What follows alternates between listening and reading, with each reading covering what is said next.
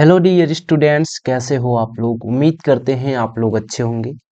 प्यारे बच्चों, आज की इस वीडियो में आप सभी को हम क्लास 10th इंग्लिश का ये जो पेपर आप देख रहे हैं, इसको आज की इस वीडियो में हम फुल्ली सॉल्व कराने वाले हैं। ठीक है, देखिए ये जो पेपर आपके स्क्रीन पर ये जो दिख रहा है, पूरा पेपर हम आपको सॉल्व करवाएंगे आज की इस वीडियो में। ठीक है, समझ में आ गया आप लोगों को। पूरा पेपर सॉल्व करवा देंगे।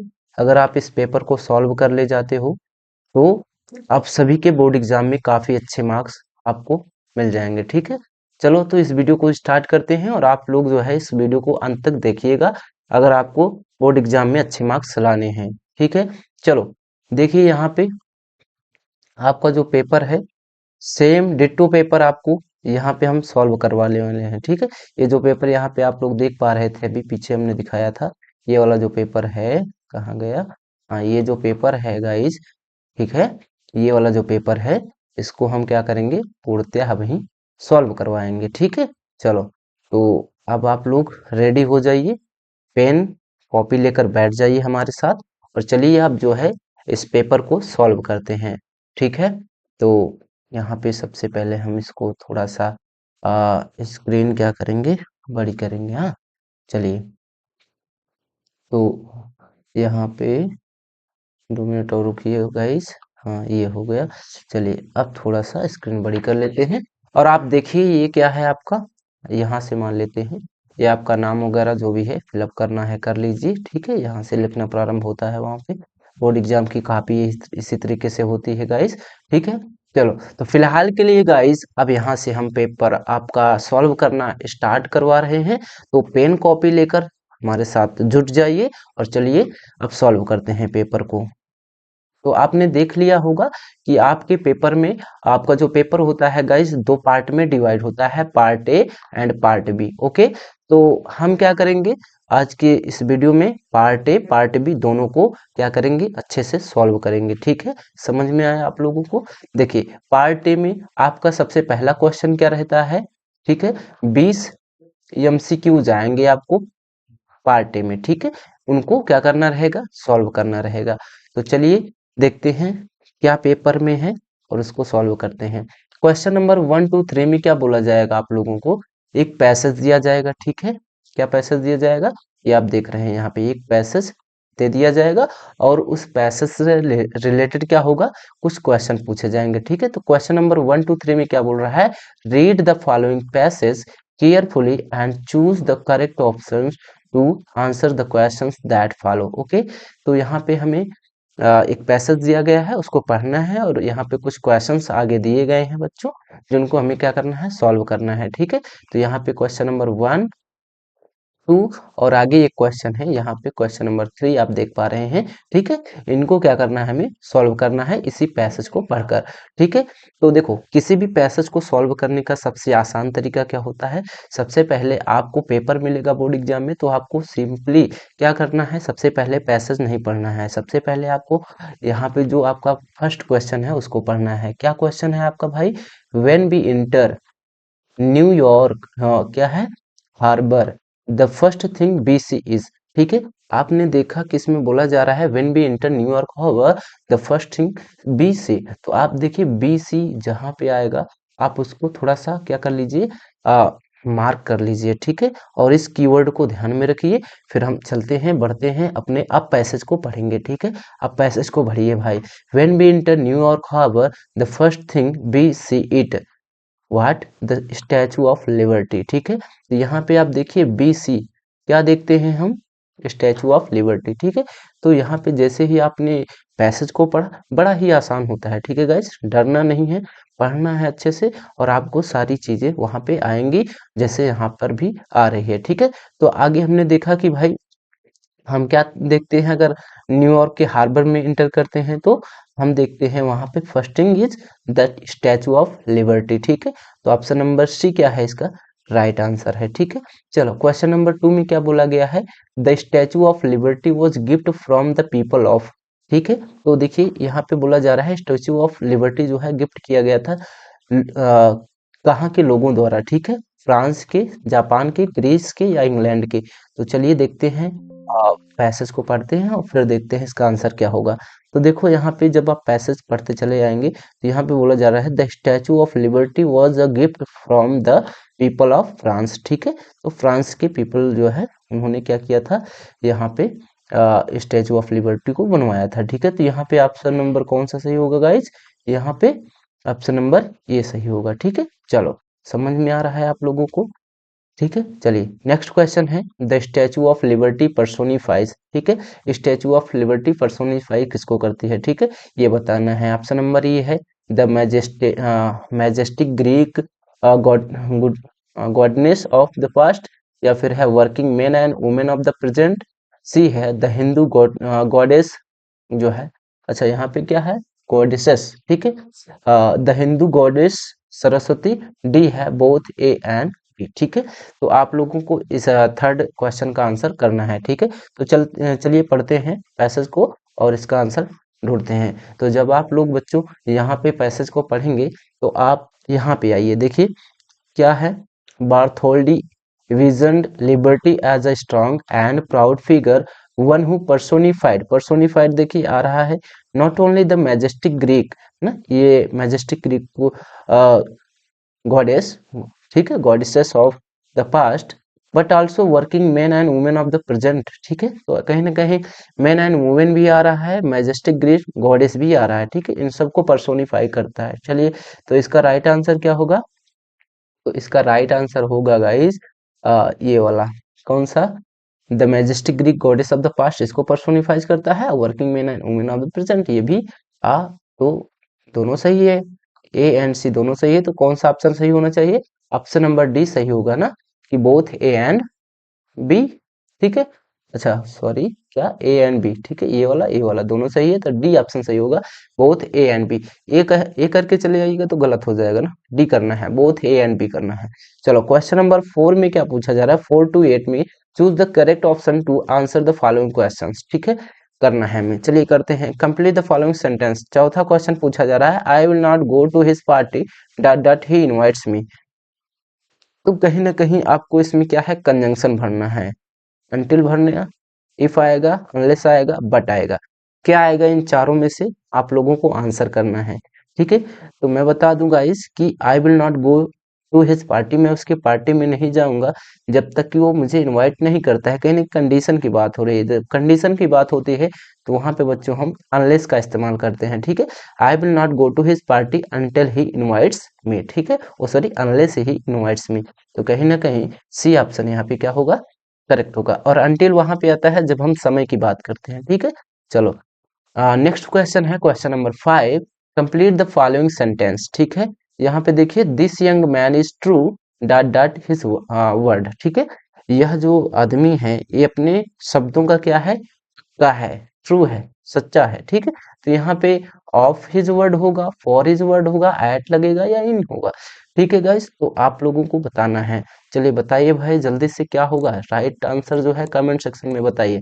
देखो मैं बता देता हूँ इसका राइट आंसर क्या होगा, इसका आंसर होगा सीधा सीधा option number A, the young this young man is true of his word. Okay guys, समझ में आया आप लोगों को। चलिए नेक्स्ट क्वेश्चन है क्वेश्चन नंबर 6, जो कि आपके बोर्ड एग्जाम में आया हुआ था। क्या आया था, ये प्रीवियस ईयर क्वेश्चन सॉल्व करवा रहे हैं गाइस। ठीक है, तो समझ लीजिए बहुत ही इंपॉर्टेंट वीडियो है आप लोगों के लिए, और ऐसे ही पेपर आपके बोर्ड एग्जाम में आने वाले हैं। ठीक है, तो कोई दिक्कत नहीं है, आराम से सॉल्व करिए और आप लोगों की जो है बेहतर मार्क्स जो है आने वाले बोर्ड एग्जाम में मिलेंगे। ठीक है, चलो तो लास्ट क्या है, last raining it been night has since, तो यहाँ पे कहीं ना कहीं हमें क्या करना है, इसको रीअरेंज करके कहीं ना कहीं मीनिंगफुल सेंटेंस हमें बनाना है। ठीक है, चलो तो हमें क्या करना है, सबसे पहले ये देखो कि किस में दिया गया है, कहीं ना कहीं देखो फुल स्टॉप लगा है, यानी हम समझ जाएंगे कि असर्टिव सेंटेंस है।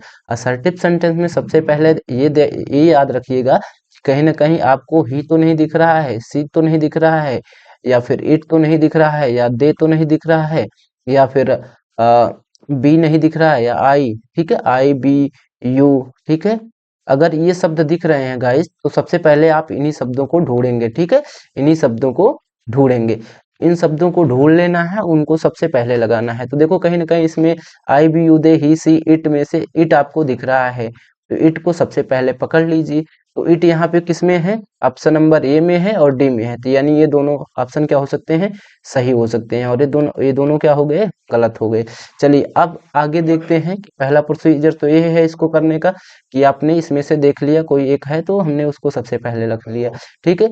अब आगे क्या करना होता है आपको, आगे जो है आपको वर्ब लगानी रहती है, ठीक है, क्योंकि ये सब्जेक्ट बनने का काम करते हैं, फिर आगे क्या आती है, वर्ब आती है।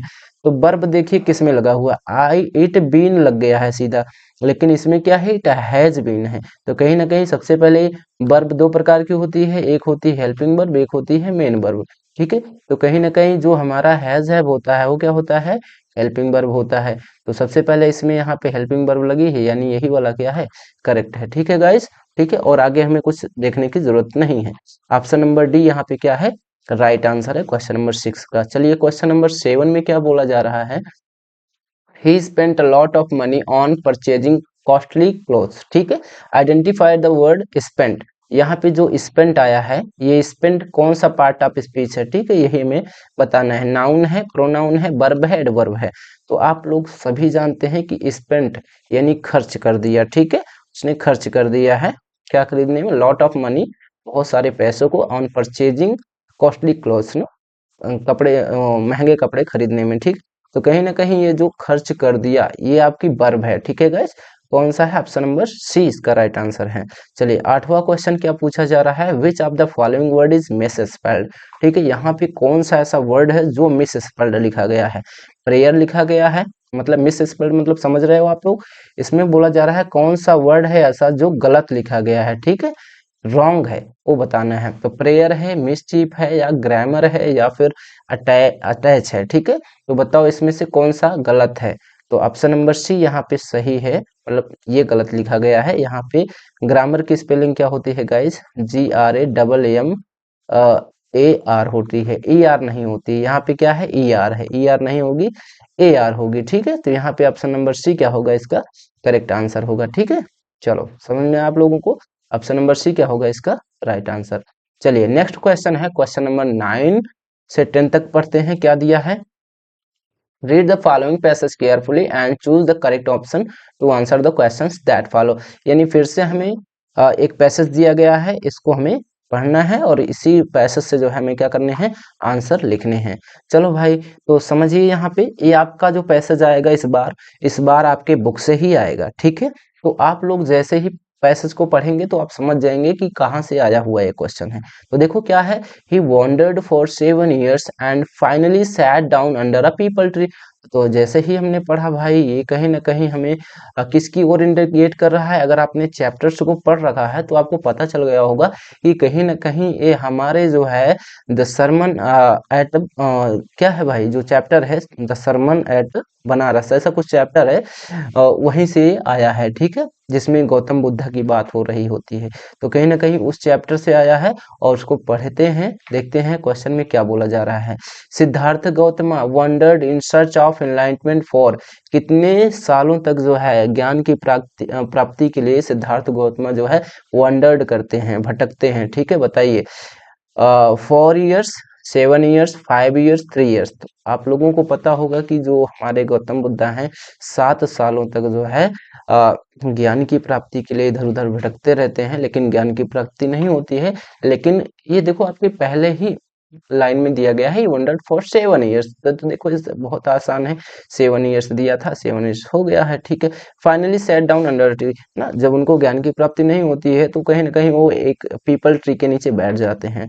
वहां पे वो शपथ लेते हैं कि जब तक मुझे ज्ञान की प्राप्ति नहीं हो जाती है मैं क्या करूंगा भाई, इसी पेड़ के नीचे बैठा रहूंगा, ठीक है। तो वहीं पे उनको ज्ञान की प्राप्ति होती है। एंड देखते हैं इसी पैसेज से रिलेटेड 10वां क्वेश्चन है, Siddhartha Gautam got enlightenment sitting under a banyan tree, mango tree, people tree and oak tree. तो बहुत ही आसान है भाई, ये कहाँ किसके नीचे बैठे थे, पीपल ट्री के नीचे ना। इसका राइट आंसर क्या होगा, ऑप्शन नंबर सी, ठीक है। सिद्धार्थ गौतम को ज्ञान की प्राप्ति हुई कहाँ पे बैठे हुए, पीपल के पेड़ के नीचे बैठे हुए, ठीक है। चलो क्वेश्चन नंबर 11 to 13 क्या बोला जा रहा है, choose the correct option to answer the following questions, ठीक है। तो कहीं ना कहीं हमें पढ़ना है और यहाँ पे कुछ ऑप्शन है उनको करेक्ट करना है। तो देखो ये सब OMR में करना रहेगा गाइस, ठीक है, ऐसे नहीं दिया रहेगा। OMR में आपको 4 ऑप्शन दिए जाएंगे, ABCD, ठीक है। जैसे पहला क्वेश्चन है, पहले क्वेश्चन में ABCD दे दिया, यहाँ पे ऐसा 4 गोला रहेगा, ठीक है, 4 गोले रहेंगे, चारों में से कोई जो सही रहे। जैसे 10वां क्वेश्चन है तो यहाँ पे मान लेते हैं हम ये 10वां क्वेश्चन है, चलिए ये मान लेते हैं कौन सा है, 10वां क्वेश्चन है। तो इसमें ABCD भरना है, कौन सा भरेंगे, तो ऑप्शन नंबर सी सही था, तो यहाँ पे सी वाला क्या कर देंगे, ब्लू या क्या बोलते हैं ब्लैक पेन से भर देना है, ठीक है। चलो भर दिया, तो ऐसे ही करना है गाइस, ठीक है। चलो क्वेश्चन नंबर 11 या 11 में क्या बोल रहा है, विच quality of Lencho impress the post master most, ठीक है, ये आपके चैप्टर नंबर 1 से आया है, अ लेटर टू गॉड से, ठीक है। तो आप लोग बताइए, तो बहुत ही आसान है ना, कि विच quality of Lencho impress the post master most, ठीक है, कि कौन सी ऐसी क्वालिटी थी लेंचो की जिसने बहुत ज्यादा इम्प्रेस्ड किया, प्रभावित किया पोस्ट मास्टर को, ठीक है। जो पोस्ट मास्टर होता है, ऐसी कौन सी क्वालिटी जो है लेंचो के अंदर देखता है जिससे बहुत ज्यादा प्रभावित होता है वो, his foolishness, his great faith in God, his simplicity, या डी है नन ऑफ दीज। तो बच्चों इसका राइट आंसर तो आप सभी जानते हैं, ऑप्शन नंबर बी होगा, his great faith in God. No, Lencho क्या करता था, भगवान में बहुत ज्यादा विश्वास करता था, दैट्स वाई पोस्ट मास्टर जो है उसकी जो है सहायता करने के लिए मान जाता है, ठीक है। चलो क्वेश्चन नंबर 12 क्या है, 12 पूछा जा रहा है, who is author of lesson his first flight, ठीक है। यहाँ पे पूछा जा रहा है कि यहाँ पे आपके हिज फर्स्ट फ्लाइट चैप्टर के लेसन के ऑथर कौन है, पॉलो कोएल्हो है, लियाम ओफ्लेयर्टी है, रोडोल्फ डेल है, या फिर फ्रेडरिक फोर्सिथ है, ठीक है।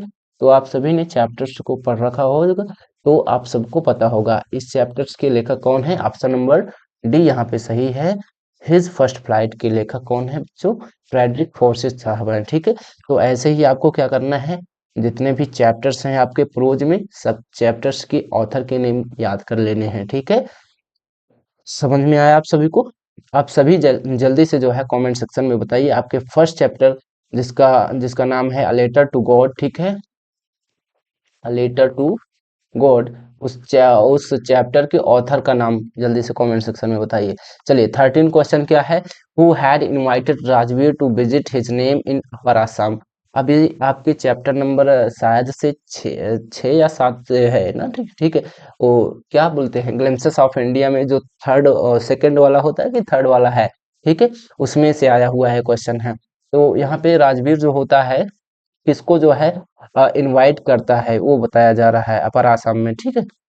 चलिए, तो हु हैड इनवाइटेड राजवीर, अच्छा राजवीर को इनवाइट किया गया था, ठीक है, to visit his home in upper Assam, upper Assam में विजिट करने के लिए, ठीक है। तो कहीं ना कहीं प्रॉन्जोल ने क्या किया था, उसको इनवाइट किया था ना। प्रॉन्जोल और राजवीर क्या थे, रूममेट थे, सहपाठी थे, ठीक है, कहीं ना कहीं क्लासमेट थे। तो उसने जो है प्रांजल ने जो है असम में जो है उसका घर था प्रांजल का, तो उसने बोला था कि चलो गर्मियों की छुट्टियां हैं उस घुमाते हैं, ठीक है। तो यहाँ पे ऑप्शन नंबर बी इसका सही है। चलिए क्वेश्चन नंबर 14 टू 15 में क्या पूछा जा रहा है, read the given state and choose the correct option to answer the following questions. कहीं ना कहीं आपका ये क्या है, पोएम से आया हुआ क्वेश्चन है, पोएम दिया गया है, इसको पढ़ना है और आपको बताना है। Who is the poet of the poem written above, यहाँ पे poem the fog comes on little cat feet it's looking it sits looking over harbour and city on silent haunches and then moves on. कहीं ना कहीं आपको बताना है कि इस पोएट, ये जो पोएम लिखी गई है इसके पोएट का नाम, पोएट कौन है इसके। तो कार्ल सैंडबर्ग हैं, जॉन बैरीमैन हैं, विलियम बटलर ईस्ट हैं, या रॉबर्ट फ्रॉस्ट हैं। तो रॉबर्ट फ्रॉस्ट तो आप जानते हैं, डस्ट ऑफ स्नो लिखा है उन्होंने, फायर एंड आइस लिखा है, ठीक है, तो ये तो नहीं हो सकते हैं। कार्ल सैंडबर्ग, जॉन बैरीमैन तो नहीं होंगे, क्यों नहीं होंगे, बॉल ऑफ पोएम लिखा है उन्होंने, ये तो नहीं होंगे। ऑप्शन नंबर ये सही है इसका, कार्ल सैंडबर्ग ने जो है इस पोएम को लिखा है, द फॉग जो पोएम है आपकी, ठीक है, द फॉग, उसको जो है इन्होंने लिखा है, ठीक है। चलो भाई आगे बढ़ते हैं। आगे आपका 15 क्वेश्चन है, 15वां क्वेश्चन है, द फॉग कम्स, फॉग आते हैं, है ना, कोहरा धुंध, लाउडली, हार्शली, साइलेंटली, स्लोली। तो आपने पढ़ा है कि जो फॉग होते हैं साइलेंटली आते हैं, ठीक है। कैसे आते हैं भाई? साइलेंटली, सी है। चलिए क्वेश्चन नंबर 16 to 20 में हमें क्या बोला गया है, पढ़िए फिर से, वही क्वेश्चन है, आंसर करिए। For how many days was tricky given no food? कितने दिनों तक जो है ट्रिकी को कुछ खाना पीना नहीं दिया गया था बच्चों? तो आपको पता होना चाहिए कि केवल 2 दिनों तक जो है, कितने दिनों तक? 2 दिनों तक जो है चिक्की को कुछ खाना पीना नहीं दिया गया था ना, फूड नहीं दिया गया था। चलो आगे बढ़ते हैं भाई। क्वेश्चन नंबर 17 में क्या पूछा जा रहा है, how old was Hari Singh when he met Anil? जब अनिल जो है, सॉरी, हरी सिंह जब अनिल से मिलता है तो कितने साल का था? 15 साल का, 17 साल का, 20 ईयर्स का, या 21 ईयर्स का? तो आप सभी जानते हैं कि भाई जो हरी सिंह है अनिल से मिलता है तो वो 15 साल का था, ठीक है, और वो चोर था, ठीक है। चलिए क्वेश्चन नंबर 18 में क्या पूछा जा रहा है, what was the evidence against Horace that got him arrested? ठीक है, तो यहाँ पे कहीं ना कहीं पूछा जा रहा है कि हॉरेस हॉरेस भाई गिरफ्तार हो गया था, तो ऐसा कौन सा एविडेंस, सबूत उसके खिलाफ मिला था जिसके कारण वो गिरफ्तार हुआ? कीज मिले थे, हिज ग्लव्स मिले थे, हिज फिंगरप्रिंट्स, या ऑल ऑफ दिए? ठीक है, तो कहीं ना कहीं उसके जो फिंगरप्रिंट्स थे, क्योंकि उसने अपने ग्लव्स निकाल दिए थे ना, और लॉक को खोलने के लिए, तो दैट्स वाई वो क्या हुआ था, उसको सबूत मिल गए थे। उस लेडी ने जो है बता दिया कि भाई यहाँ पे चोरी हुई है। चलो, तो कहीं ना कहीं हिज फिंगरप्रिंट्स यहाँ पे इसका राइट आंसर होगा, ठीक है। चलो नेक्स्ट क्वेश्चन है आपका question number 19। Select the correct option to answer the following. Griffin was a brilliant scientist, lawless person, both A and B, none of the. तो आपका ये मेकिंग ऑफ अ साइंटिस्ट से आया हुआ क्वेश्चन है, तो आप बताइए बच्चों, वो जो आपका सप्लीमेंट्री है ना वहां से आया है। Griffin was a brilliant scientist तो था ही, Griffin was a brilliant scientist, इसमें कोई दो राय नहीं है। लॉलेस पर्सन भी था साथ में ना, लॉ को ना मानने वाला, ठीक है। कहीं ना कहीं ग्रिफिन दोनों ही आदमी था, ब्रिलियंट साइंटिस्ट भी था, बहुत क्या बुद्धिमान वैज्ञानिक था, साथ में ये लॉ को नहीं मानता था, काफी बदतमीज टाइप का आदमी था ना, बेहुदा, पगला, सनकी, ठीक है, ऐसा आदमी था ग्रिफिन। ठीक है, तो ऑप्शन नंबर सी इसका सही है, बोथ है ए एंड बी। आपने स्टोरी पढ़ी होगी तो आप जानते हैं कि उसने क्या करामात किए थे, ठीक है।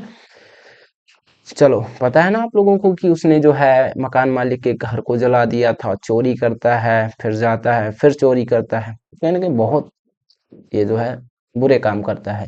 दैट्स वाई लॉलेस पर्सन बोला गया है, ब्रिलियंट साइंटिस्ट भी था। तो बोथ ए एंड बी इसका राइट आंसर है। 20वें क्वेश्चन में पूछा जा रहा है, who had invited Matilda's husband for the ball party? Ball या पार्टी, ठीक है। तो कहीं ना कहीं बोला जा रहा है कि मटिल्डा के हस्बैंड को किसने इनवाइट किया था पार्टी में, ठीक है। प्राइम मिनिस्टर ने, प्रेसिडेंट ने, मिनिस्टर ऑफ पब्लिक इंस्ट्रक्शन ने, द गवर्नर ने? तो आप जानते हैं भाई कि the minister of public instruction के द्वारा जो है इनवाइट किया गया था इसको भाई, मटिल्डाज के हस्बैंड और मटिल्डा को, ठीक है। चलो, तो आप लोग जानते हैं ना नेकलेस वाले चैप्टर से वो वाला क्वेश्चन आया था 20 वाला, ठीक है। तो हो गया आप लोगों का 20 क्वेश्चन खत्म। अब आपका आता है पार्ट बी, पार्ट ए हो गया है गाइज समाप्त, ठीक है। तो जल्दी से कमेंट सेक्शन में अपना कमेंट सेक्शन करके बताइए कि आपने जो है कितने क्वेश्चन सही करे 20 में से, ठीक है। चलो आगे जो है हम करते हैं पार्ट बी। पार्ट बी में क्या रहता है गाइस, आपको जो है पैसेज दिया जाता है और पैसेज में से कुछ क्वेश्चन रहते हैं उनको करने रहते हैं, ठीक है। तो यहाँ पे आपको पैसेज दिया गया है, read the following passage and answer the questions that follow, ठीक है। तो क्वेश्चन नंबर 21 में क्या बोला गया है, ये पढ़ना है और हमें आंसर करने हैं। Who was Robin Hood and where did he live? ठीक है, ये क्वेश्चन है पहला। फिर दूसरा क्वेश्चन है, who did Robin Hood help with money? C है, who was Robin Hood's bitter enemy? D है, which word in the passage means to make known publicity और ऑफिशियली? ठीक है, तो इस पैसेज को आपको पढ़ना है और आपको ही आंसर करना है। वैसे आप चाहें तो इसका आंसर यहाँ पे है गाइस, ठीक है। Who was Robin Hood and where did he live? तो यहाँ पे आप लोग जैसे ही पैसेज को पढ़ेंगे तो आप समझ जाएंगे कि रॉबिन हुड कहाँ रहता था, ठीक है। वेयर डिड ही लिव, कहाँ रहता था, वॉज रॉबिन हुड ना, रॉबिन हुड कौन था? तो Robin Hood was the leader of the company of outlaws who lived in Sherwood forest, यही आपको लिख देना है, पहले का आंसर हो गया। ठीक है, यहाँ से लिखना, प्रारंभ करना है। Robin Hood was the leader of company of outlaws who lived in Sherwood forest. ठीक है, तो ये आपका हो गया। चलो guys, who did Robin Hood help with money. ठीक है, तो यहाँ पे देखो क्या है इसका आंसर, तो वही लिखा गया है, देख लीजिए। Who did Robin Hood help with money, तो Robin Hood help the poor with money. ठीक है, तो यहाँ पे देखो कहीं ना कहीं आप जब आप पढ़ेंगे इस पैराग्राफ को तो आपको इसका आंसर मिल जाएगा। ठीक है, थर्ड क्वेश्चन है, who was Robin Hood's bitter enemy.